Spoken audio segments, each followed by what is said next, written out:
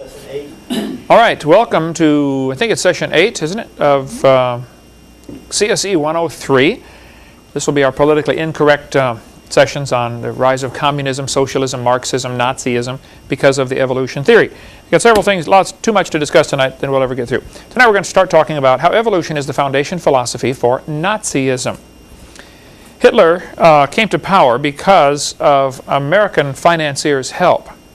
They wanted a war, they wanted an enemy, and Bill Still, I didn't have Bill Still's other book here, The Money Masters, but he also wrote this one, On the Horns of the Beast, about the Federal Reserve. Bill Still wrote a book called The Money Masters, where he describes in great detail how Hitler was given the money to come to power through the American bankers to help him rise to power to create another war, because who wins every war? The bankers. Right. Loan money to both sides, you win every time. Mussolini, the Italian dictator, was strongly influenced by the evolution philosophy. He thought the Italians were the superior race. In 1936, Italy invaded Ethiopia. Wanted to take over Ethiopia, Africa. They slaughtered them. Here's the Ethiopians with their spears and their swords against the Italians with tanks and airplanes. It was just a merciless slaughter. After all, they're just black. You know, they got to be inferior. That's the thinking that was motivated by, or that's the philosophy behind Mussolini's thinking. Hitler and Mussolini, of course, were allies for some of the war till Mussolini lost. Hitler thought the German race was superior, and they deserved to rule the world. Hitler said, by the way, Sir Arthur Keith is the same guy who wrote the book, he wrote the foreword to Darwin's book when it was republished. Darwin's 100-year anniversary book, the 1959 edition, which we have, Eric, they asked Arthur Keith to write the foreword to it because he was such a great famous evolutionist. Keith said, "The German Führer has consistently sought to make the practice of Germany conform to the theory of evolution." All you need to do is read Hitler's book, Mein Kampf, which I was reading right here, and you will see Hitler's racism all through this thing. It's really pretty incredible. His philosophy really permeates just about every page of the book, his racist philosophy, thinking the German race is superior. It's pretty scary to read this, realizing how many people followed Hitler. And then, of course, what was the church doing? How could they fall for such a thing? Marvin Lutzer, the president of Moody Bible Institute, has written a great book, Hitler's Cross. What was the church doing? Why didn't the church oppose Hitler? If the Christians just would have stood up against him, they could have done, could have stopped him. The church swallowed it too. He goes through how the church was deceived. We'll get into more later. In Hitler's book, Mein Kampf, here on page 286, depending which edition you have, some editions it's other pages, but on page 286, Hitler said, "No more than nature desires the mating of weaker with stronger individuals, even less does she desire the blending of a higher with a lower race. Since if she did, her whole work of higher breeding over perhaps hundreds of thousands of years might be ruined with one blow." Historical experience offers countless proofs of this. It shows with terrifying clarity that in every mingling of Aryan blood with that of lower peoples, the result was the end of a cultured people. Hitler somehow really honestly thought that the Aryan race was superior. They were the cultured people of the world, and the best thing that could happen to the world would be to kill everybody else. To let the Aryans succeed, okay, and take over. If you read this book, While 6 Million Died, this one, it absolutely will blow your mind of what were the people in the rest of the world doing. As I read this one, it just brought tears to my eyes over and over to realize how many people were duped by Hitler. In 1907, the United States had an immigration quota. Here's what this book says on page 133. "Scientifically hazy theories of biological superiority and inferiority of various European races now began to dominate the formulation for immigration policy. In this atmosphere, the United States government appointed a 9-man immigration commission in 1907. After 3 years of work by a staff of 300 at a cost of $1 million back in 1907, and that's a lot more money than it is now, the commission published a 42-volume report. This massive work supported the notion that Southern and Eastern Europeans were racially inferior to Northern and Western Europeans. So if you come from Southern or Eastern Europe, they thought you were racially inferior. That was a $1 million study done by the United States government in 1907. So America was just as racist. In this book, on page 204, They tell the story how Hitler offered to send the Jews to anybody who would take them. He said, okay, you think we're being mean to the Jews here? You want them? Hitler said, I'll pay for them to come to your place. We'll send them on luxury ships. Roosevelt refused to allow them to come to America. The immigration quotas in America were such that, hey, we don't want any Jews. They let a few come in. But the problem was, you had to have $10,000 to come into America, because they didn't want you to be a burden on the American system. Hitler, though, said, you can leave Germany if you want, but you can only take $4 with you. Well, that's pretty rough to start off with $4 and end up with $10,000 by the time you go on a 2-week trip across the ocean. So they were just really stuck. They tell the story in here of the 900 and some Jews who were on a boat that came to Havana, Cuba, and begged to be released. They went into the harbor. Here they could see all their relatives. Please let them off the boat. This is before Cuba was communist, okay? Please let them off the boat. Cuban officials refused. So they sailed up to Miami. They said, would you please let us come? They're killing the Jews over there in Germany. Miami officials said, no, you can't get off here. They sailed up and down the coast of the United States begging for asylum and were refused at every port in America. What happened to the Jews, you're not going to understand World War II until you understand, while 6 million died, what were people thinking? Some people were thinking, well, they're inferior species. It goes right back to the evolution theory. When Jesse Owens won the Olympics, won, I think, 7 gold medals, or 9 gold medals, whatever it was, in 1936, Hitler walked out of the stadium. He said, it's unfair to make my men race against this animal. Jesse Owens said, I wasn't invited to shake hands with Hitler, but I wasn't invited to the White House to shake hands with the president either. He said, it's all right with me. I didn't go to Berlin to shake hands with him anyway. All I know is I'm here now and Hitler isn't. Jesse Owens, the black American athlete.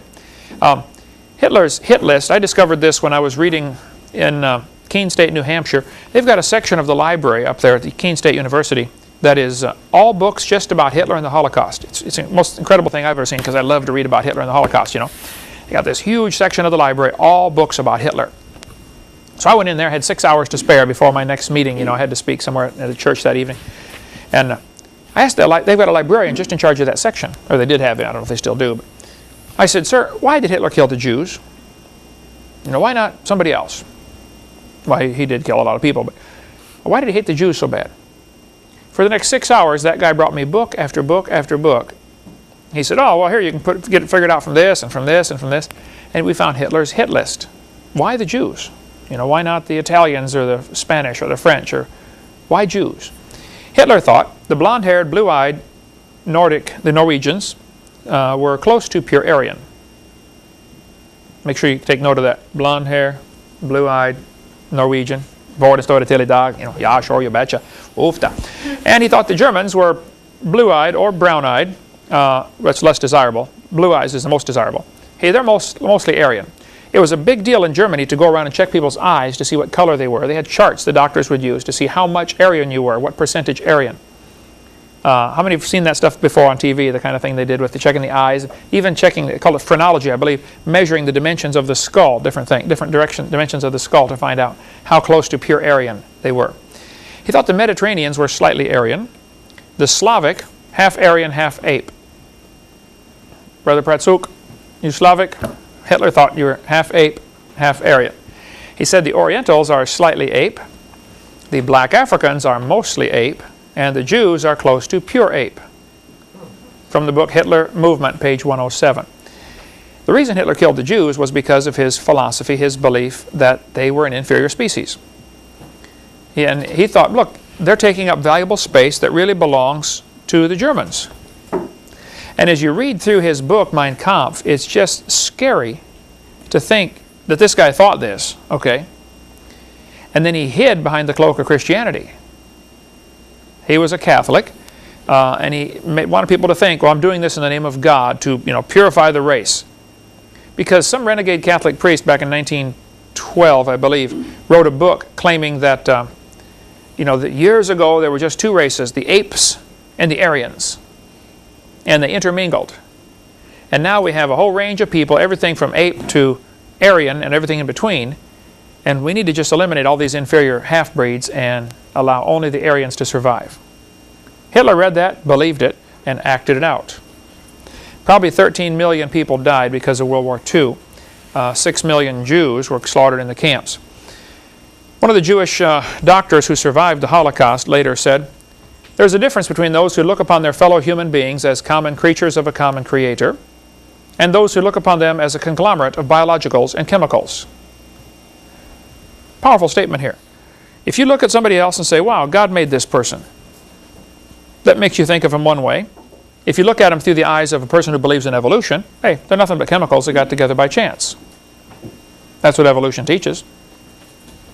This doctor ought to know. He was in the prison camp, okay? Now the Jewish Talmud, this is something, Eric, you need to get down, because the Jewish, the Torah is the same Old Testament as we have. Okay. T-O-R-A-H, okay? Yeah, I don't know of any differences. There may be some little stuff, but very, very, very similar.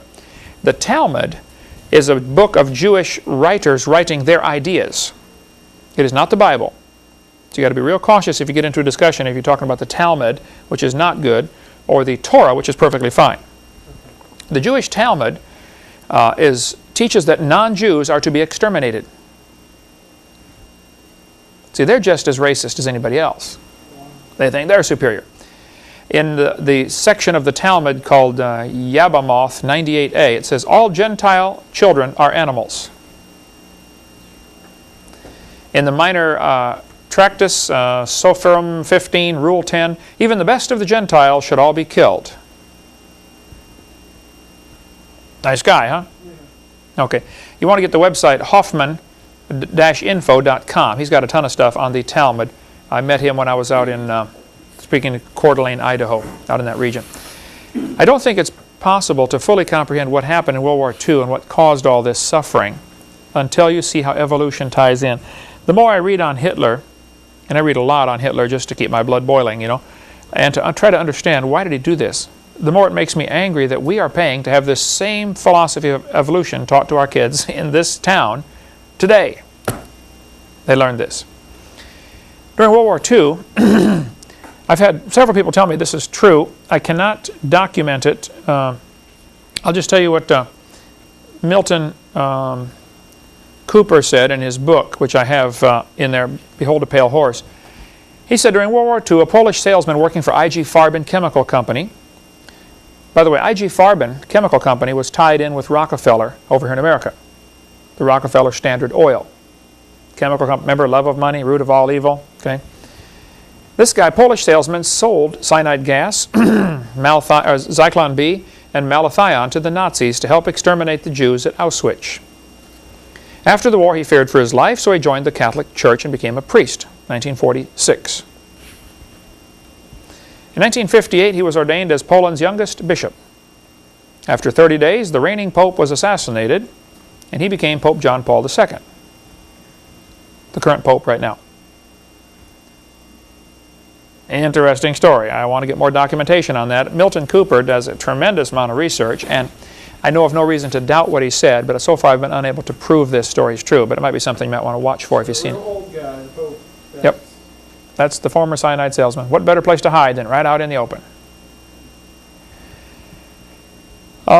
As I study and read on what happened with Hitler and the Holocaust,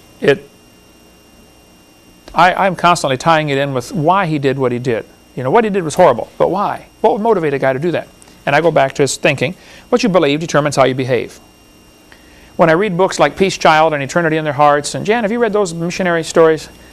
Those natives over there in Papua New Guinea, you know, they teach their kids, now if you kill somebody in battle, be sure to cut off his head and eat the brains because you'll get his spirit. Well, of course, that's stupid, but if you tell that to a kid all his life when he's growing up, guess what he's going to do when he gets into battle? People do some pretty dumb things because of what they believe.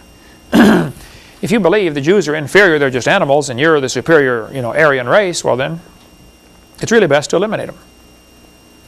That's what happened here, Hitler and the Holocaust. So, as you read stories on what happened, you better tie it in with evolution. I've been to Germany 3 times, visited the Flossburg concentration camp. That's where they cut the stone out to make the big theater at Nuremberg. And I stood there at the theater and just wept and cried as I walked around this massive stone theater. Here I'm walking on these stones, and I had just been to the Flossburg concentration camp and seen the mine where the Jews Here they were, barely fed enough to stay alive. They have to work 12 hours a day carrying these huge granite slabs up and down these steps. And if you fall over, they shoot you and get another one. Because after all, they're bringing new ones in all the time. They worked them, literally, to death. That was the intention. Get as much work out of them as you could, work them until they drop, then bring in another one. Here's a pile of shoes from the victims of Hitler's Holocaust. These are the dead bodies. They just dumped them into massive graves. Again, you ought to do that. This is a rally at Nuremberg. You can see the pulpit there where the man is standing on the bottom of the center of the picture. I stood there and looked out over this huge parade ground, and this whole pulpit area is long bleacher section, all made out of granite by these Jewish slaves who died in the process of carrying these, granite slabs. They sawed them out of the ground, out of the granite mountain, sawed them into slabs, polished them, transported them for Hitler to build this massive theater at Nuremberg. Hitler strove to do everything in huge, grand scale. As you stand there in that pulpit, you feel real tiny because this area is just massive, giant parade grounds. Hitler wanted to make the individual feel small and expendable, and the cause seem great.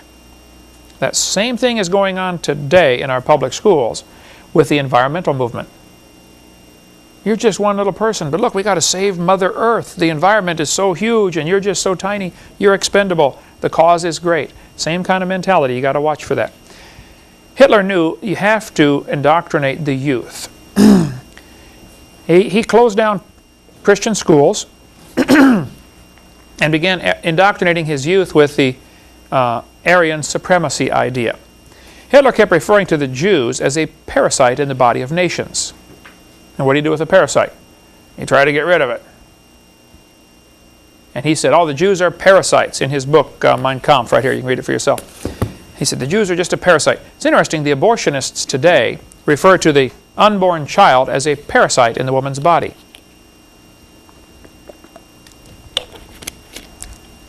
Makes you wonder where they got that mentality, huh? During the time Hitler was in control, and even way before that, this was taught, it's still taught today, by the way, that the embryo growing inside the mother has gill slits. It was a German professor, Ernst Haeckel, who made this up in 1869. This influenced the Germans. He traveled all over Germany and converted people to believing in evolution with his big charts. This led to the idea that if evolution is true, then, one race must be superior. And obviously, it's us. That's kind of the way it ended up, 1870, we had Otto von Bismarck. The Bismarck was named after him. Otto von Bismarck started the war, to prove the Germans are superior. If you're going to have a contest to see who's superior, how do you decide? Well, you got to fight it out. We do the same thing today in football, boxing. Who is superior? Let's duke it out and find out. Haeckel was a liar. Here are the drawings that he made on the top. Underneath are actual photographs of these creatures. We covered that in seminar part 4. He was just flat a liar. But that had a strong influence on, and still does today. I read a letter to the editor yesterday from the St. Louis News Post-Dispatch, where this medical doctor wrote in, and they asked me to comment on it because I do every Wednesday morning a radio station in St. Louis. I'm on the air at 7:20 doing a call-in talk show. Have for a long time with Tim and Al's show, KJSL St. Louis. This doctor had written a letter and they faxed it to me, and he said, we've got proof for evolution. The human embryo has gill slits. This guy's a medical doctor. He ought to know that was proven wrong in 1874. But he's still teaching it. Here, 2001, teaching people, yeah, we got proof for evolution because of the gill slits. I mean, talk about behind the times. Hey, it works. It makes kids believe in evolution. So go ahead and teach it. Hitler was talking to a man one time. This man said, you'll never get me to come into your camp. I'll never be a Nazi. Hitler responded, this new state will give its youth to no one, but will instead take youth and give to youth its own education and its own upbringing. Your child belongs to us already. What are you? He said, you'll pass. We've already got your children. And they did. They put the children in Hitler's training in the school system and made good Nazis out of them. And boy, by the end of the war, I mean, the 13-year-olds were going off to fight for the fatherland. They simply were not going to surrender. They'd been taught, hey, we're superior. We've got to win this war for the good of humanity. In In Skokie, Illinois, which is a Chicago suburb, my brother Mark lived there for a while in Skokie, Illinois. In 1993, a man shot a doctor, a plastic surgeon, just shot him and killed him. He told the police he chose a plastic surgeon from the phone book and killed him. Because they, that is the hairdressers and people who make blue-tinted contact lenses, are diluting the Aryan beauty. There is still, today, a very strong Nazi movement. The idea that the white race is superior. That's the basis behind the KKK, the Ku Klux Klan. That's the basis behind the shooting at Columbine High School. Those kids at Columbine were strong followers of Adolf Hitler. They did the shooting on Hitler's birthday on purpose. It was to commemorate Hitler. They wanted to eliminate anybody that wasn't up to what they thought was what they're supposed to be. They shot Cassie because she believed in God. They shot Isaiah Shoals just because he was black. That was straight from Hitler. Same kind of philosophy. This book we mentioned earlier, Hitler's Cross by Moody Press and Moody Bible Institute, Chicago, is really good, showing what were the Germans doing, or what were German churches doing, Christians. Hitler used this as a propaganda picture. He's walking out of church. Notice the cross above his head. Hitler's propaganda minister was really good at making people believe, oh, Hitler's a good Christian guy. He's really trying to do what's best for our country. You know, we better follow him. They had Nazi baptisms. These pictures are all from this book right here. Okay? They had Nazi altars. Some churches even took their Bible off the pulpit and read from this book right here, Mein Kampf,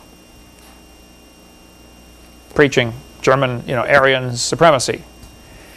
Hitler said, if you tell the lie long enough and loud enough and often enough, the people will believe it. And they're more likely to believe a big lie than a small one. And boy, that's the truth too. Okay, so Nazism is founded solidly on the idea of evolution. I don't think you're going to understand World War II until you put it all together and say that's what happened. We have plenty of books, Final Entries, 1945, The Black Angels, the story of the Waffen-SS. Anyway, let's take a little break. After the break, we'll talk more about how evolution is the philosophy for the New World Order, coming soon to a city near you. All right? Break time.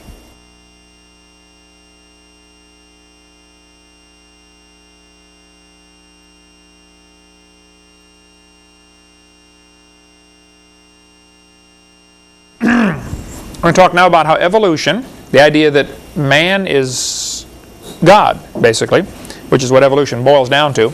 Satan said to Eve in the Garden of Eden, ye shall be as gods. This seems to be the primary philosophy and thinking that he is using to bring about what's going to be a one-world government, commonly called a New World Order. Satan, for all of his time that he's been in existence, apparently, except for the first maybe 100 years, Satan wants to be the ruler of the world. He wants to control this place. He wants it all to himself. He wants us gone because we're made in the image of God. He doesn't like us. We're not welcome here. The United Nations seems to be the primary key factor, key player now in the drive toward a one-world government. Some of the goals of the United Nations, this was at the meeting held in September of 2000. They said, here's the goals, okay? We're going to establish a standing UN military force that can intervene in the internal events of any country. Steve, in the military, do they have the military and Marines use United Nations patches or UN? I believe so. I believe we do. You'll see that coming soon. That's why they're Velcroed on. Take off your patch, put a UN patch on. There was that big stinker a couple of years ago about that. Michael knew. Yeah. He refused to wear the UN patch. He said, I'm a United States soldier, not a United Nations soldier. And one of the things that happened with the Gulf War is we kind of got used to the idea of the United Nations conducting wars. Same thing with the Korean War. Same thing with Vietnam War. This is supposed to be a United Nations doing this. And it's just psychological conditioning of the people to accept the idea of the United Nations having an army. They want to eliminate the veto power held by the U.S. in the Security Council. This is their goals as of the year 2000. They want to give the United Nations jurisdiction over the Earth Commons. That means the United Nations, this is the goal that they want, the United Nations will have the authority to decide who gets to control the oceans, the minerals, the Earth's crust, the atmosphere, the airwaves, and etc. Everything. They will think they own and control and decide on the Earth. what's going to happen. They've already divided the earth up into sections. We are in section 64. They know that American troops will not be likely to fire on American citizens. So they've already got the world divided up into sections where different troops will control different sections. Like American troops will be over in Bosnia, while Russian troops are over here. Just in case there's any, problem, you send in the Russian troops. So it's a good thing we've got a bunch of people on our staff that speak Russian, because they'll be in charge of basically all of the southern United States, except for California area. The Belgians will have the north central United States. The troops from Venezuela will have the New England states. It's already divided up where, who will not be loyal to those people, but will be loyal to the United Nations. This is the way it's going to work. They've been making plans for their new world order for many years. Satan has been making these plans. The Lord is in heaven laughing about it. We as Christians do not need to get nervous about this. We need to get busy. God is laughing. When you read Psalms chapter 2, the Lord said, "Why do the heathen rage and the people imagine a vain thing? The kings of the earth set themselves, the rulers take counsel together." Let's put UN in there. "Against the Lord and against His anointed, saying, Let us break their bands asunder and cast away their cords from us. He that sitteth in the heavens shall laugh. The Lord shall have them in derision." God is laughing at these plans for a new world order. Now, it's a little tougher to laugh on our perspective, because we're going to have to go through some of these problems, but God is not nervous. And for His children, we should not be nervous either. At the UN Secretary General meeting agenda for September 6, the year 2000, they said we want to give the UN the power to tax. Coming soon now, you watch this. It will be able to tax fishing on the oceans, particles being emitted into the atmosphere, extraction of minerals from the earth. You want to take some coal out of the ground? Sure, you just pay the United Nations a tax, because after all, it belongs to them. That's their thinking. This power to tax the global commons will quickly make the UN more powerful than any country, including the U.S. This is all part of the plan. They want to grant the UN authority to regulate international commerce, and they want to control food. Right now, last I heard, was like 95 to 97% of all food distribution in the world is controlled by ADM, Archer Daniel Midland Corporation, which is, I think, if I have all this straight, it's been a while since I put these details together, Prince Philip of England is one of the key players in here. See, the English rulers in England, Queen Elizabeth, Prince Philip, they think they are of the Illuminati bloodlines. There's some good books if you want to get into more on that topic. The Illuminati, the top 13 Illuminati bloodlines, they really think they're the superior ones, and these are the ones that over the centuries have been kings and queens, and the rulers take counsel against the Lord. They really think they are superior for some reason, and they're going to find out Judgment Day that they're not. But meanwhile, they're pretty hard on everybody else down here, because they think, if you want to get more on that topic, read that book. But they think they're superior. Peter Singer, father of the animal rights movement, said, "Christianity is our foe. If animal rights is to succeed, we must destroy the Judeo-Christian religious tradition." The Christians are the enemy. We will not be welcome. You mentioned during the break that Hitler said the Jews are inferior, they need to be eliminated. It's just a simple matter of painting the Christians with that same brush, saying, well, these Christians are not going along with our plans for a new world order. We really need to eliminate them. We will become hunted. We'll be the enemy. We won't fit into the new world order. The United Nations' goal is to establish a new seat of power in the UN called the People's Assembly, to consist not only of representatives from nations, but also of representatives from non-government organizations. The Secretary General and his allies can then decide which NGOs are represented, and can thereby control the decisions made by the UN. Suppose there's 220 countries in the United Nations, and they create 230 non-government organizations.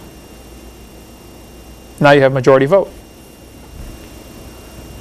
Simple. Create a new international court that will have jurisdiction over all nation states. This is the goal of the United Nations. You need to read this book, and I brought several if you want to look at them. They're $5. It's Peter Kershaw, Hush Money. This is basically 2 chapters of his bigger book, which is much better. if you want the whole story, in Caesar's Grip. Now we carry both of these in our bookstore at less than the recommended price because we want people to get, I think this is $5 and this one's $15. If you want to understand how the churches and people have been tricked into going along with the New World Order, these would be great books to get to comprehend what's happening. Oh man, what a long story. Churches, 100 years ago or so, there weren't any, very, very few, incorporated churches. You want to start a church? You start a church. You don't ask anybody's permission. You just start one, okay? When I started this ministry, Creation Science Evangelism, we didn't ask anybody's permission. God wants us to do it. Okay, God, you own the world. You told me to do it. How much higher do I need to go for authority? I don't need to get the government's authority for do something God told me to do. Now, in typical Caesar fashion, the government doesn't like that idea. They want everybody to get their permission. A true church, a real honest-to-goodness, true biblical church, not a corporation of the government, cannot get building permits because that is subjecting God. The churches say, well, Jesus Christ is the head of the church. Oh, yeah? You're just saying that, okay? You don't really believe that. Our founding fathers would have turned over in their grave if they'd have thought that the government was going to tell the church, you got to get our permission to build a building. They'd have started another revolution over that. And yet 99% of the churches in America are corporations because they somehow think they have to get that 501c3 status to be tax exempt. Because they think, goes back to the love of money, root of all evil, they think people will give more money to the church if they're 501c3. The truth of the matter is, most of the folks probably don't have to pay income tax anyway, but they're doing it. The church certainly does not have to have 501c3 status, and Peter Kershaw goes into all the details in here. His introductory statement, the whole first paragraph is from a IRS, one of the leaders in the IRS, who says, I don't know why the churches are getting incorporated, but as long as they want to, that's great. We'll be glad to take them under our authority. That's basically what happens. A church can, we can give, if somebody wants a tax write-off, they can donate to our ministry, we can give them a receipt, and they can use it as a tax write-off. There's nothing wrong with that, perfectly legal. But the last thing we're going to do is become a corporation. A 501c3 status would be the dumbest thing any ministry could do, in my opinion. Read this and then you'll agree with me, okay, if you see Peter Kershaw's opinion here. This, though, is part of the plan to get the church under control of the government because they want to have a one world, New World Order. One world government with the United Nations in charge of everybody. So I'd recommend you read that. Congressman George Hansen from Idaho, in the foreword to this book, In Caesar's Grip, he said, it's impossible to have religious freedom in any nation where churches are licensed to the government. If your church government, is your church government licensed, or your church 501c3 and or incorporated as a non-profit organization, that's exactly what it is. It's a corporation of the government. It's not a church anymore. You know, the IRS acknowledges that churches are automatically tax exempt and tax deductible without applying for 501c3 recognition. No church has to have this. Once they do, that puts them under the government, and now they've got all these rules and regulations. The way our founding fathers designed it in the Constitution was, you have the government and they have their sphere of influence, and the church is sovereign like Mexico. We don't tell the Mexicans what to do, and the Mexicans don't tell us what to do. If a Mexican police officer showed up at the door and said, Steve, come with me, you're under arrest for driving too fast. Your question to him is, sir, what authority do you have over me? He doesn't have jurisdiction. Okay? It's a big deal in the military. You know, where's your jurisdiction end? The government has no jurisdiction over a church. None. Now, they do have jurisdiction over corporations. So if a church decides to become a corporation, well, now the government can tell them what to do. And the government can tell them, you have to hire so many gays on your staff, you have to hire so many whatever. They can tell them that. And many churches are ranting and raving and complaining, saying the government has no business doing this, you know. D. James Kennedy, Coral Ridge Presbyterian, great godly man, but he doesn't understand this concept. Because he's out there saying, you know, the IRS is ruining churches. They're telling us you can't talk on these certain topics or you lose your 501c3 status. And the IRS has done that. If a church gets involved in politics, the IRS will say, look, if you talk on that topic, if you get up in the pulpit and tell your people who to vote for, we're going to jerk your 501c3 status. Well, so you don't need that 501c3 status anyway. But the pastor thinks he does to keep the offerings coming in. Love of money, root of all evil. And so this is hush money to keep the preachers quiet. That's what the purpose, that's why the title of the book and the guy with the tape over his mouth. Hush money. Keep the pastors quiet by controlling the money. And you ought to read both of those. Okay. Senator from Nebraska was involved in going after a preacher who had a Christian school without a license. Now, Everett Sullivan, who started this Christian school without Nebraska license, okay, and the state came after him. He said, we're a church and we don't have, you don't have any authority over us. The problem was his church was incorporated.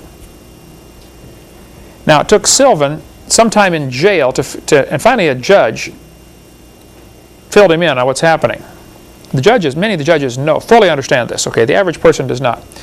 Sullivan, they said, Sullivan, you can't have a Christian school without a license. He said, I'm doing it because God told me to do it. Bless God, I'm standing my ground. And boy, the preachers all over America went to Nebraska and stood there in front of the church, and locked arms, and the police came in and dragged him off and padlocked the doors.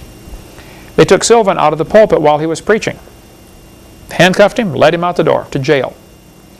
And everybody thought, wow, this is the end of the freedom of the church in America. No, it was the end of the freedom for your church when you became a corporation. It was your mistake. Lester Roloff, remember Lester Roloff in Texas, Roloff Homes? He spoke at our church in Texas the last Sunday before he was killed. 2 days later, his airplane crashed. Lester Roloff had a great ministry at Corpus Christi, Texas. Okay, Roloff Evangelistic Enterprises Incorporated. Well, he ran these homes for kids that were in trouble. Parents would send them down there, please, fix my kid. They're a rebel or whatever. And they did a great job of redeeming lives, through scripture and hard work and stuff like that, and diet. Doing a great job. The state came in and said, we want to regulate your home. We want to tell you, what you can do and what you can't do. Roloff said, you're not telling us what to do. We're a ministry of God. So they came in after him and were shutting him down. And so Roloff reorganized and put his homes under a church, the People's Baptist Church of Corpus Christi, Incorporated. Stepped right back into the same trap and probably died never understanding what he did wrong. They're not going to tell you. You want to be incorporated? Sure, come on into our side. We'll be glad to have you. We'll be glad to have the revenue. So when I die, and Eric, if you take over this ministry, do not incorporate this thing, okay? You got it straight? Okay. Anyway, during the trial of this Pastor Everett Sullivan in Nebraska, he was, on the radio saying, bless God, we're a church and the state's coming after the church. Well, he didn't understand. He wasn't a church. He thought he was, but he wasn't. He was a corporation. And the senator from Nebraska, who before that was the Nebraska Board of Education member, and then later became senator, I believe, or maybe he was senator first. Anyway, his name is Peter Hoagland. He's on the radio debating with Everett Sullivan. And on the radio, Hoagland said, fundamentalist parents have no right to indoctrinate their children in their beliefs.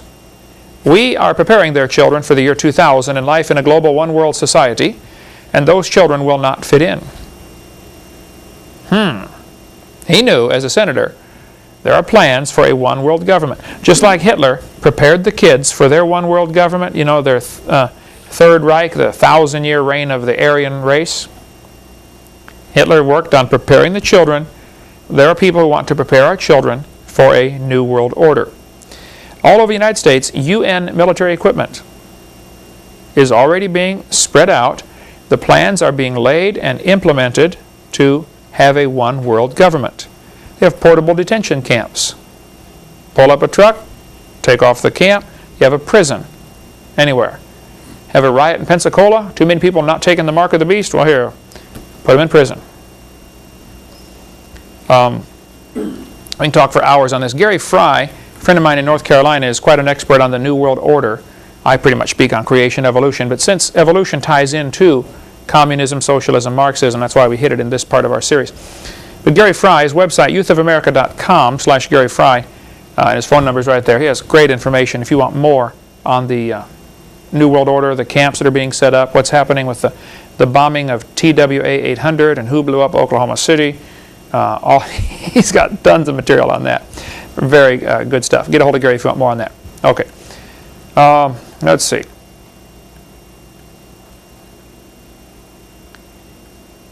They're putting lines in the highway to count the traffic, of course, is the excuse. I talked to the guy from Crestview, Florida, who's doing the ones all over the state of Florida. He was contracted to cut the grooves and put these lines in there. They put 3 number 14 wires in each slot, and he said, yeah, we can tell how fast the cars are going.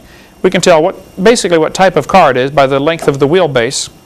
You know, the magnet picks up the first one and picks up the second one and calculates based on the speed and based on the time it took to go over the magnet.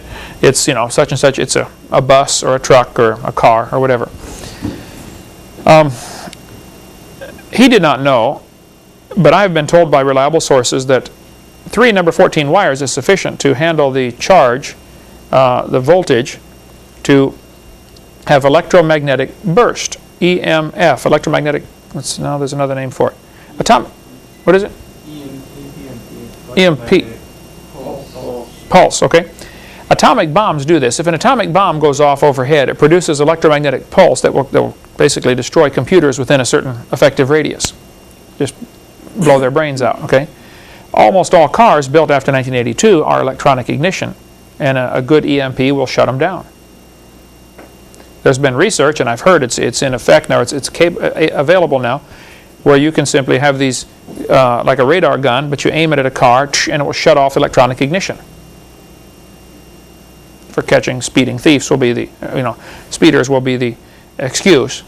But all they got to do is apply that same technology to those who are running from the New World Order. Shut down traffic, snarl traffic.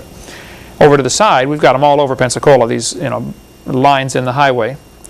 Over to the side, you'll see on Interstate 10 there are several of them.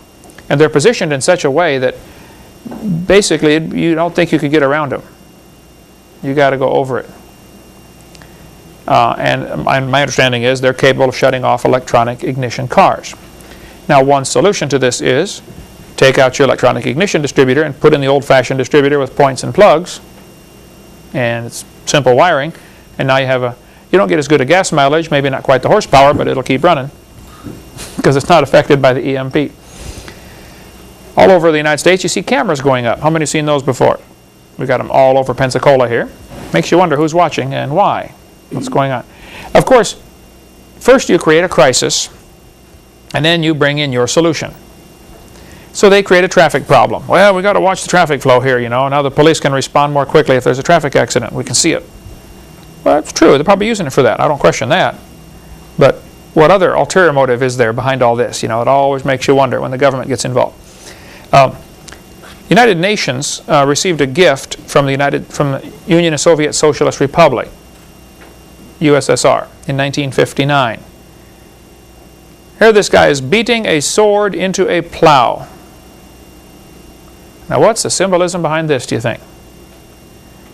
Remember the Bible says when Jesus reigns, they're going to beat their swords into plowshares.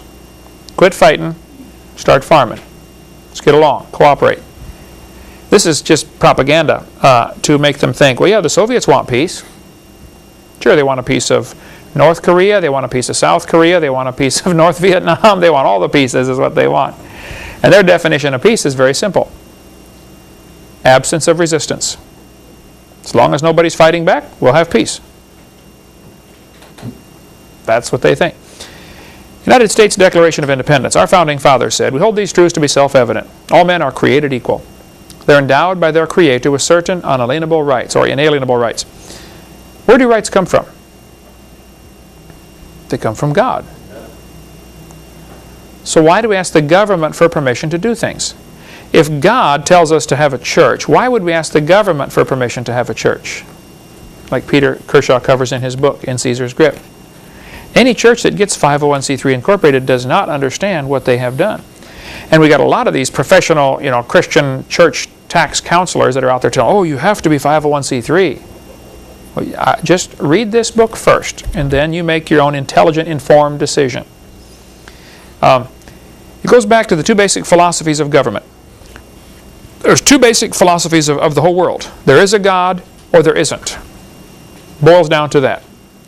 If there is a God, then He tells us right and wrong. He tells us what to do. If there is no God, then we better get all the smart men together and we better decide what we think is right and wrong. Humanism. Two basic religions in the world. There's a God, or man is God. Covered that before. That's what it boils down to. Now, if evolution is true, and there is no supreme being, then laws come from man's opinion. People get together and vote on right and wrong. Rights are granted by the government. The government says you have the right to get married. You have the right to be born. In China, you can only have one child. You get pregnant again, they're going to force you to have an abortion.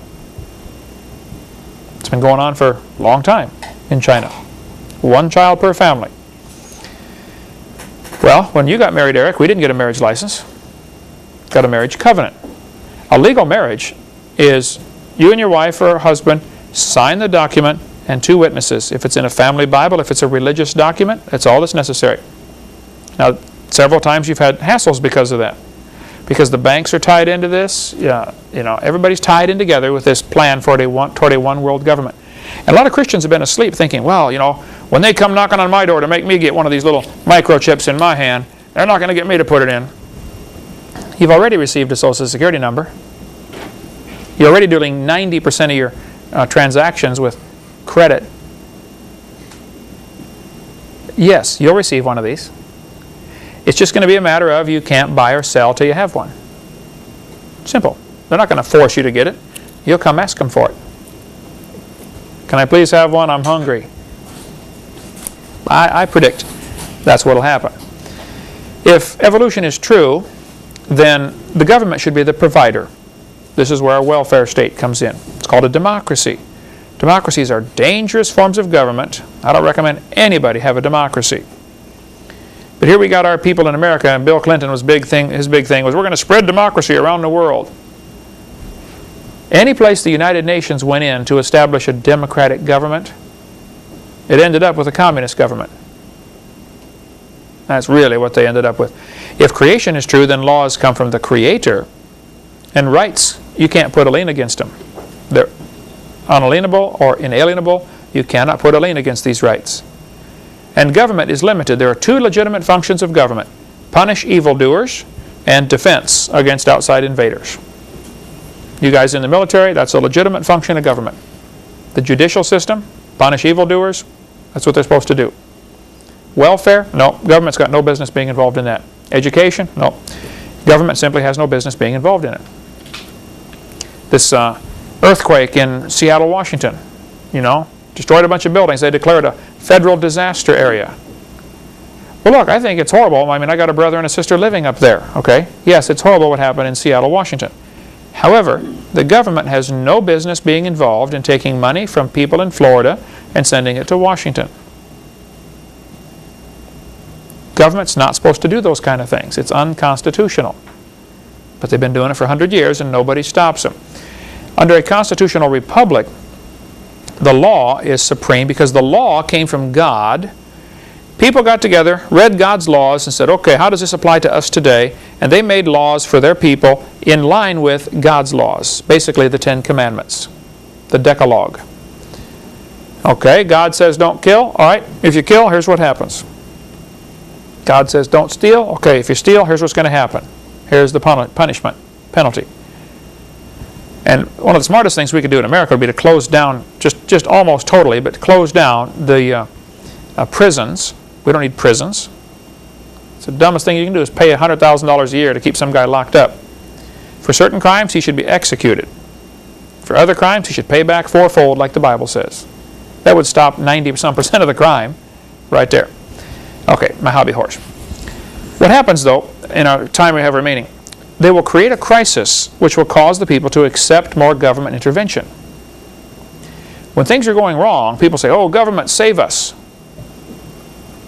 There's a great book called The Medusa File, right here, if you want to get more on some of the conspiracies of the past and things that have happened. Like what happened to all the American prisoners that the Japanese took? Why weren't they all returned? Many of those went into coal mines as slaves in Russia. Japanese sold them. Sold the prisoners. Vietnam War. GIs were captured, sent to North Vietnam.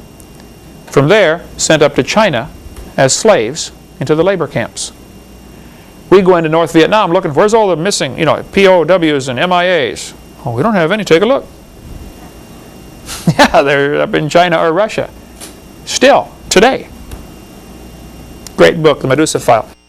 The John Birch Society, they're now calling it General Birch something or other, because the John Birch Society's got kind of a bad, because of all the media slurs, they've kind of, that name kind of comes across bad.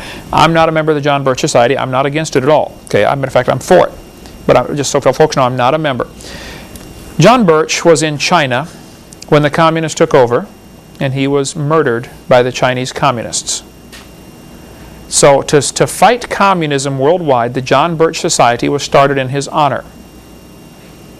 And they still have active groups all across the United States. Les Roberts, our friend here in Pensacola, is a member of the John Birch Society and is just loaded with information on what's going on with communism, and they're still trying to get a one world government. And if you think the Berlin Wall came down because communism was defeated, boy, have you been duped. The Berlin Wall came down because they didn't need it anymore, because there's just as much communism on the other side. Don't need that wall anymore. Get at the website cuttingedge.org for lots more information on this topic. There's a book called The Protocols of Zion. Now, there's a lot of controversy about this, and Eric, just because I mentioned this, you're going to probably take some flack, because the Jews will get real upset about this. Apparently what happened, this is the Hovind theory, okay? Some of the rich guys in the world who want to control the world created a plan of how to gain control of the world. They wanted to blame it on the Jews. So they wrote the book and called it Protocols of Zion for Jews. Some of the leaders of the New World Order are Jewish, okay, but I don't think all of them are, to my knowledge. But the purpose was to write this book to tell everybody what's going to happen, and at the same time, protect yourself in case this book gets discovered by the wrong people. And sure enough, the wrong people have it. I have it. I'm definitely one of the wrong people. Never mind.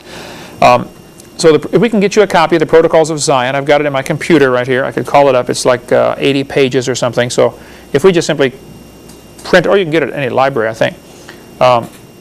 If our printing cost would be, well, Becky, you could run copies if somebody wants it. Let's sell it for $5. Huh? I can't hear you. $8. Okay, that would cover our running all the pages, 80 pages, stapling them together. $8 if you want one of those. Or if you can get it at your library if you want. But here's a quote from the Protocols of Zion.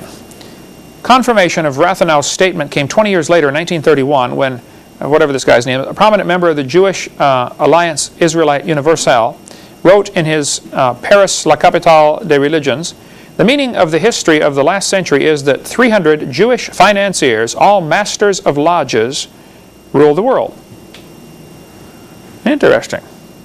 He's claiming here that 300 Jewish financiers that are masters of lodges, Masonic Lodge, stuff like that, are the ones who really rule the world. There's a book called The Committee of 300. As you read the book, you'll say, wow, this is what's going on, huh? These are the guys who want to control the world, and here's how they're going to do it. It's all spelled out right here. This, did I put in the front cover where to get it? Dr. Lauren Coleman wrote the book. Let's see, ocular enhancers again. You can write to WIR 2533 North Carson Street, Suite J-118, Carson City, Nevada, 89706. Becky, make a note, if you would, for me to put that address on this 5A slide 343. Okay, and it's off the back of the book. I'll put that on here so folks at home can watch that. If you want to get more about the Committee of 300. These are probably the ones who really ultimately make the decisions. That would trickle down to other groups that are involved in this, like the Council of Foreign Relations, CFR. If you want to get more on the Council of Foreign Relations or some of those. You might want to get any of the books by Des Griffin. He's really good on this topic also. We sell this one, The Fourth Reich of the Rich, in our bookstore. You can get it. But he's written lots of other books like Descent into Slavery, Des Griffin. I think he's written 4. Very knowledgeable on the topic of the New World Order if you want to get into that. So what they do, what the bad guys do, they create a crisis so that people will come along and ask the government, please help us, please do this for us. So they created the Depression, 1929, stock market crash, so that people would come ask the government, would you please take care of us, feed us? The government said, sure, here, take this number. Social Security was introduced in 1933 in the middle of the Great Depression. The Civil War was purposely created as part of the plan toward a one world government. So was World War I, so was World War II. The 1929 Depression, Churchill was brought into the visitors gallery at the New York Stock Exchange to witness the stock market crash caused by the Federal Reserve. Yes? You mentioned that the Civil War is Lincoln's War. Yes. Abraham Lincoln was a big player in this. Now, he had some very good qualities, okay? He did not claim to be a Christian. Matter of fact, he claimed not to be a Christian. One of the last entries in his diary was, he said, I've been concerned about publicly professing my faith in Christ. I intend to go forward at the, I think it was Presbyterian Church this Sunday, and be baptized. That Thursday he was shot. So maybe later on he did, become a Christian, but he was a player, probably unknowingly, to some degree, in the plans for the New World Order. He was the first, he issued the first executive order. There are now 13,000 of them, executive orders. First executive order, I think it was number 1, was to send federal troops to fight the Civil War. Is that why it's referred to as Lincoln's War? Lincoln's War. A lot of people were involved in this war, and it's really, like any conspiracy, it's really complex to figure out who did what. The Catholic Jesuits were very involved in starting this war, and they hated Lincoln. Okay? One of the problems was Lincoln was not going to go along with the Federal Reserve idea of letting the bankers control the banks in America and control the money with the Federal Reserve system we now have. Lincoln issued greenbacks. Well, a greenback is a treasury note that is not, there's no interest on it, so the bankers don't make any money. And they got upset about that. So there were a lot of folks upset with Lincoln. The Catholics certainly wanted to kill him. The bankers certainly wanted to kill him. Several people were after him. That's a big conspiracy. I'm not sure of all the details on that, but there's good books on it. I'm sure Gary Fry would have something on that, or certainly Des Griffin would definitely know, or Bill Still would know that if you want to get a hold of them. The Cuban Missile Crisis is an example of the technique that they use. The communists have a technique. When you want to advance, you take 2 steps forward and 1 step back. And your enemy thinks, oh, he backed up, it's over. Well, yeah, he's 1 step closer. They wanted to get a military base in Cuba, right at the bottom of America, 90 miles from Florida. So they brought in a military base and missiles. Kennedy huffed and puffed and had the big Cuban Missile Crisis, and everybody was scared we're going to go, World War III is going to start here, And so after the Cuban Missile Crisis, the communists took the missiles out of Cuba, we think. They had ships with missile shapes on them, covered with tarps. And they allowed us to fly by and photograph them. Oh yeah, you can build one of those out of wood, So we think they took the missiles out, I don't know. But they kept the base. That's what they wanted. 2 steps forward, 1 step back. And everybody in America said, oh wow, they changed. We got rid of, well, we beat them that time, didn't we? Well, idiot. They beat you, is what happened, okay? Oklahoma City bombing. Get the website harvest-trust.org or talk to Ben Parton. Now, Ben Parton, it was an explosives expert. I think he was a lieutenant colonel in the Air Force. He did a great videotape with Gary Fry. There's Ben Parton's phone number right here. Ben Parton did a tape with Gary Fry on TV. Gary Fry's in North Carolina. You think you met him, didn't you? Okay. He said, look, folks, I'm an explosives expert. A truck bomb did not blow up the Oklahoma City building. Absolutely no possible way. That building was blown up from inside, probably C4 explosives wrapped around the pillars. because an explosion in the truck is not going to knock all these pillars out. But there is still today news media spin going on trying to convince the people that the truck bomb did it. Watch the footage we have. I think you've seen this, Eric, haven't you? Of right after this happened. They're talking about, now today they talk about this huge Ryder truck full of fertilizer that exploded and blew a big crater in the ground. Watch the footage. They're walking right up to the building. There's no crater in the ground. There never was. No nitrous oxide either. No residue of nitrates. There would have been poison gas from the explosion that knocked out people. And the people across the street, sitting in the restaurant, broke a few windows. Why didn't it blow the wall out of that building? And pieces of the Muir building landed across the street. It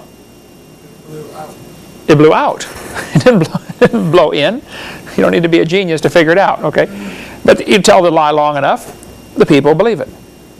And the poor victims of the Oklahoma City bombing are thinking this Timothy McVeigh did it and that guy ought to be hung, Well, he might have been a patsy involved in this, but he didn't blow that building up. Okay, he's taking the blame for it. But that is not what happened. Call Ben Pardon if you don't believe me, okay? Ask him. What was happening, one of the purposes of blowing up the building, there were several purposes apparently, was to get rid of a couple of agents who were not loyal, who were going to squeal on Bill Clinton apparently, about what happened at Waco.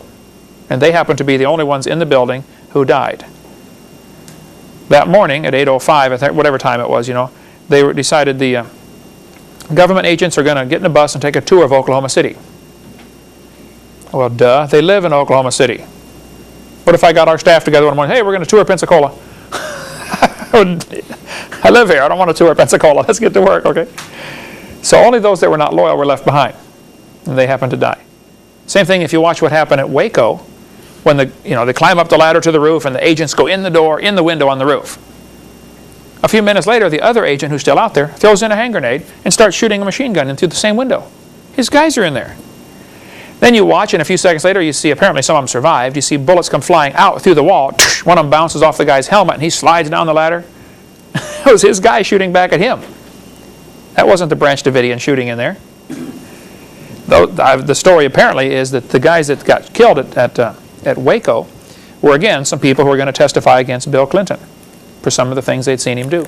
I've got a list of 108, I believe, people. I'm sure because of this tape, people are going to ask for that list. So send $1 or something. We'll mail you one. Becky, remind me if you need that. The list of those who've been killed by Bill Clinton, top file drawer, about halfway back. Okay. Another purpose of blowing up the building was there was anti-terrorism legislation that had been stalled in Congress. Congress was not going to vote for this because it took away more rights of the people. They wanted to get this bill passed to prevent people from having machine guns, gradually choke down the system, or all you can have is a pea shooter or maybe a rubber band, to defend yourself. Nobody's allowed to have guns. And so they start off by banning, assault rifles. Well, if you trust the government with assault rifles, but you don't trust honest Americans with assault rifles, you got a screw loose in your head. Okay. So, and sure enough, it passed. The anti-terrorism passed after the Oklahoma City bombing was blown up. TW-800 was also blown up intentionally, apparently to get rid of the 3 guys who were going to London to testify against Clinton because the local newspapers in America, this story goes, they wouldn't take their story. So these guys were all happened to be on one plane going to London. We're going to squeal on Bill Clinton. French Landsat satellite, one of the satellites from France, has pictures of a missile hitting the plane. Now the poor victims are being fed this story about, oh, well, we don't know what happened. Maybe it blew up, a good way to get rid of somebody is blow up an airplane. Pretty hard to figure out what happened, especially when the government's the one doing the investigation of what happened. Yeah. Let's get all the foxes together to try to figure out why the chickens are disappearing. In the book, The Money Masters by Bill Still, he quotes Dave Rockefeller as saying, "We are on the verge of a global transformation. All we need is the right major crisis, and the nations will accept the new world order." Boy, that's the truth. They want us to accept, their plan, their ideas of a one world government. All they need is a good crisis. And what will happen is the president then has an excuse to declare martial law. And everybody's going to be governed by martial law. Lincoln issued the first one ordering troops into the war. Now there have been 13,000 executive orders. This bypasses Congress. If there's an emergency, you don't have time for everybody to vote on, should we allow money, Hey, there's a war going on. So they will declare war on anything. War on drugs. War on poverty. You got to watch this rhetoric because they're saying these words. I'm a president will say, we're going to declare a war on drugs. Declaration of war abolishes the Constitution, sets him up where he can now, he's dictator. He controls by executive orders. And that's what's been going on for the last 100 years. Lincoln started this whole concept. So these super rich, powerful zillionaires, that want to control the world in America and in Europe are preparing for a war on the people, for anybody who will resist their plans. They want a one world government. They've been working on this for a long time. Here are some of the executive orders. We're out of time. Let's start up next week more on the New World Order and how the evolution philosophy ties in. After all, if there's no God, man decides what's right and wrong. We decide, what to do. And there's so much you can read. Now let me encourage you. I don't want to leave you hanging with this, I read a lot on the topic, okay? It's not time to get nervous. I understand some of what's going on. The Waco whitewash, what really happened at Waco. You want to read about the Waco, how they covered up that story. Really what happened? You want to find out? Here you go. Churches getting incorporated. I go speak in churches that are incorporated just about every week of the year. You want to read about the Council of Foreign Relations, Shadows of Power by James Perloff. Tremendous book on Council of Foreign Relations and how they're controlling things, or about the Committee of 300 and the Federal Reserve. And I know a good amount of this stuff, what's going on. I'm not nervous. I'm busy. This is the time to quit playing around. It doesn't matter who wins the stupid bowl. Go get somebody saved. And Satan has most of God's children distracted on things that just are not going to matter in 1,000 years. We are wasting our time. That's why we work 100 hours a week around here in developing this ministry. We want to get people saved and get Christians fired up to go get other people saved. That's all that's going to matter. Satan is going to win in the short run. But God is laughing because he sees the bigger picture. Read the last chapter of Revelation. We win. Nothing to worry about. Okay? See you next week.